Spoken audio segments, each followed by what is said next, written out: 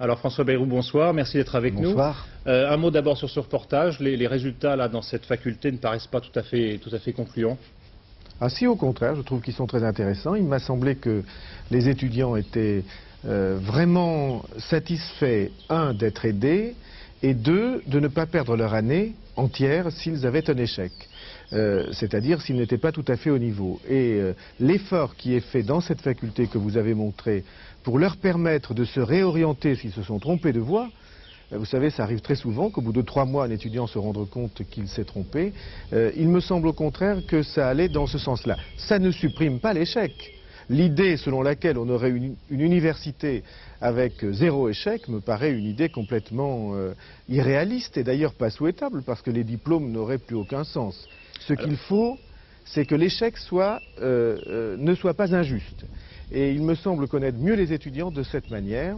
En tout cas, cette idée de semestre nouveau, c'est vers les étudiants qu'elle est dirigée, au lieu d'avoir une année dans laquelle l'échec condamne tout l'effort de l'année, on a au contraire une année qui peut permettre de rattraper au bout du premier semestre. Alors Jacques Chirac, ce matin au Conseil des ministres, vous a apporté son soutien sur le fond et sur la forme. J'imagine que ça vous a fait plaisir. Oui, c'est très important. On ne peut pas être ministre de l'Éducation nationale si on n'est pas soutenu par le Premier ministre et le Président de la République. C'est tellement un effort national. Et c'est un effort difficile. Ça n'a pas été toujours le cas, visiblement. Enfin, il y a eu des moments, en tout cas, on a l'impression que M. Chirac s'impatientait de vos lenteurs. Non, ça c'est les journalistes qui disent ça. Jacques Chirac, le Président de la République, sait très bien que le monde de l'éducation nationale, qui comporte plus d'1 million d'enseignants et 14 millions d'élèves ou d'étudiants, ce monde-là a besoin de croire à la réforme qu'on lui propose pour la suivre. Le monde de l'éducation nationale a besoin de prendre sa part de la réforme, de la porter. Et naturellement, cela prend un peu plus de temps de convaincre que de contraindre.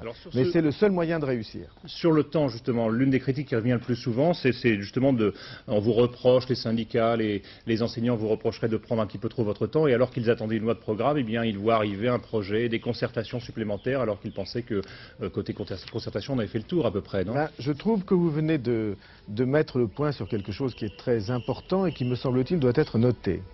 Ça fait 30 ans qu'on propose des réformes à l'éducation nationale ou à l'université et 30 ans qu'elles échouent, manifestation, retrait de la réforme. Les Français connaissent ça très bien, c'est un film qu'ils ont vu 10 fois.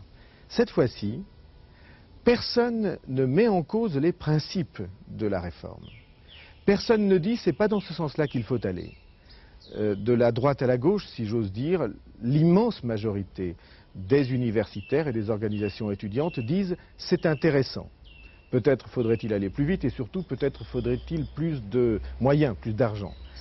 Lorsqu'on en est là, Monsieur Bayrou, justement, nous avons avec nous Monsieur Jean-Yves Mérindol, qui est professeur de mathématiques à l'université Louis Pasteur de Strasbourg et qui Attendez, est donc je vais répondre en à duplex Monsieur Mérindol, avec nous.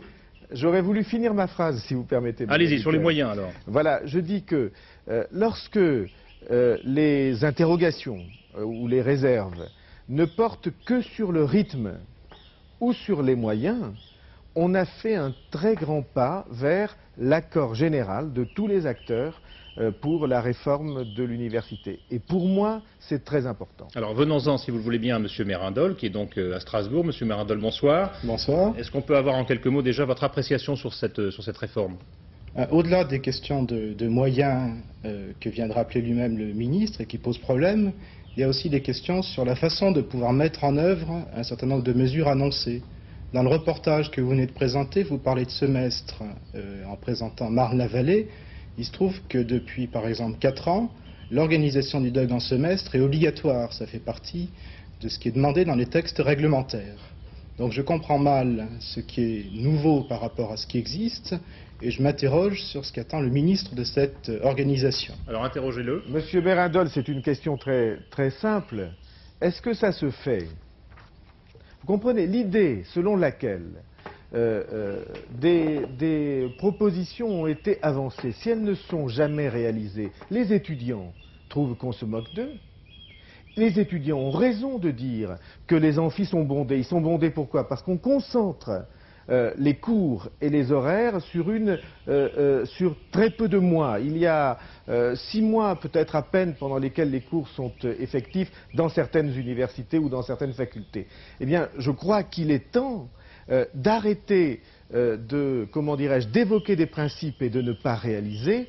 L'organisation en semestre, dans mon esprit, elle est destinée à devenir générale pour l'université française, pour les premiers cycles et pour les seconds cycles. C'est-à-dire pour les étudiants débutants comme pour ceux qui sont des étudiants confirmés. S'il vous plaît, donc, Monsieur Bayrou. Monsieur Mérindol, alors qu'est-ce qui vous heurte éventuellement le plus dans cette réforme?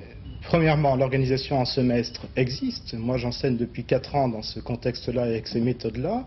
Deuxièmement, je ne me reconnais pas dans la façon de présenter les choses en disant que l'année universitaire fonctionne sur 6 mois. Je rentre à l'université en commençant par faire passer des examens en septembre, autour du 1er septembre, et en ce moment, je suis encore dans une université où il y a à la fois des examens, des contrôles, des mémoires d'étudiants qui sont à rendre, et tout ça jusqu'au début juillet. Au-delà de cela, Monsieur Mérindol, qu'est-ce qu'il n'y a pas dans cette réforme et que vous auriez voulu voir?